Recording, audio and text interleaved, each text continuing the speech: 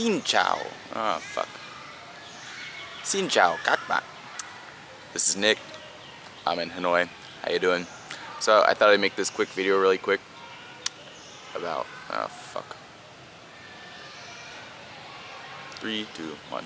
Xin chào các bạn. Let's try that again. Vietnamese is very hard. Xin chào các bạn. This is Nick. I'm in Hanoi. Today I thought I'd make a really short video about a scar that I recently got and how I think it's about the most awesome scar you could get. I guess I'll show it to you first and then tell you how I got it. Just got that bad boy. That's a fucking scar right there. I ain't playing around with them fucking scars. Anyways, I'm gonna cover this shit up now because it looks pretty gnarly. Wait till I get the stitches out. So how I got this shit was I was going for a jog, and me being me, I wasn't satisfied, so I was like, yeah, I gotta go further, I gotta go harder, I gotta go faster. So I went through this series of alleys really close to my house. Really, I could have like been done with this jog already. And I caught up behind a motorbike, you know, because I jog fast as fuck. And, not really. And the motorbike started inching over. It didn't see me, like it wasn't really their fault. They had a full face mask on, which was actually kind of cool that they took those measures to monitor their own safety. But they were inching over, forced me to inch over. I ended up hitting an overhang in front of a store. You know, I was paying attention to their motorbike, so I didn't see this overhang, and I just went smacked into it. Blood is gushing fucking everywhere. Like all over the place. People are staring at me. I'm pissed. I was pissed at first. I didn't realize how bad it was. So I'm like yelling at the motorbike driver, telling him to watch out. You know, he was shocked. He didn't know what was going on.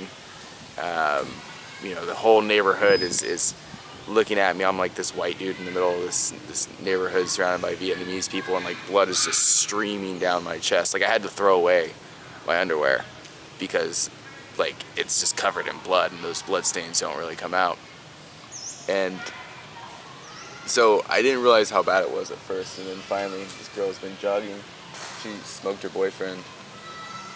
I didn't realize how bad it was until I got home. Like I had to walk home, and then I looked in the mirror and I'm like, fuck, that's a huge gash. Like that's gonna be a gnarly fucking scar if I don't get it taken care of. Look, boyfriend's over there. He had to take a fucking shortcut. Would have fucking showed.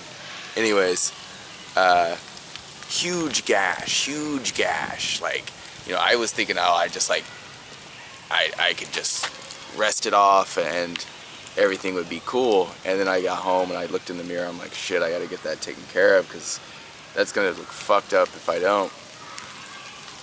So I ended up grabbed some money. Didn't even grab my passport.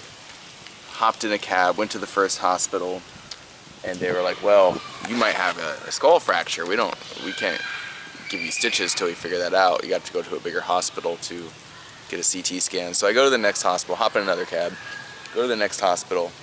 They say that it costs 10 times more for foreigners than Vietnamese people.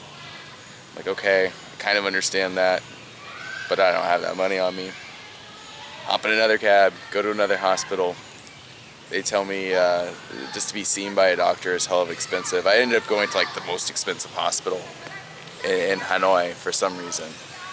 And then they advised me to check out the public hospital next door. So I ended up going there. They didn't really speak too much English, but you know, you walk in with a huge gash in your forehead, they can figure out what's wrong pretty quickly. CT scan, apparently that translates over to Vietnamese pretty well.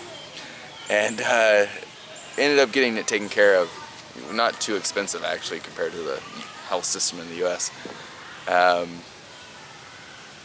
So now I have this huge gash in my forehead, and here's why I think it's awesome, because I could have done one or two things that day. I could have been sitting on my ass on my couch scrolling through Facebook, or you know, doing some shit like that, flipping through channels on TV, or you know, watching movies online, and slowly developing heart disease, you know, slowly developing chronic problems.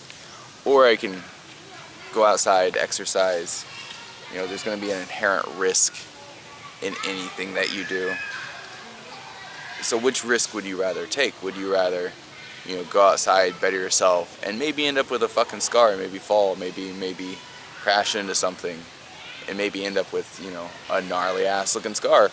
Or would you rather end up with those like hidden scars that are building up slowly, like heart disease, the scars on your heart, the scars in your fucking lungs, that are one day going to manifest themselves as a serious fucking problem, a heart attack, cancer,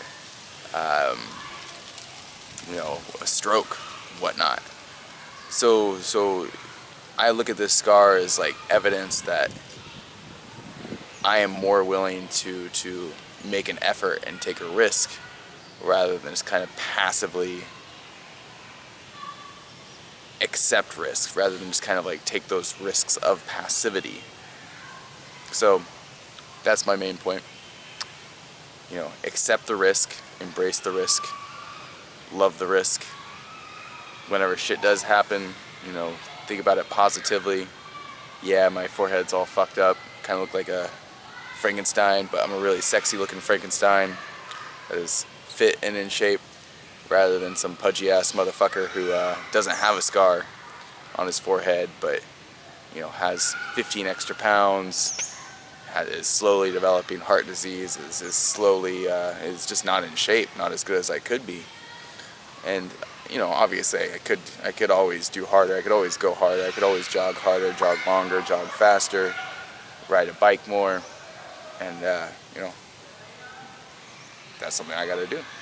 But your choice. You can either take the risk, getting scars on your forehead, busting up your knees, falling, fucking your shit up occasionally, or you can slowly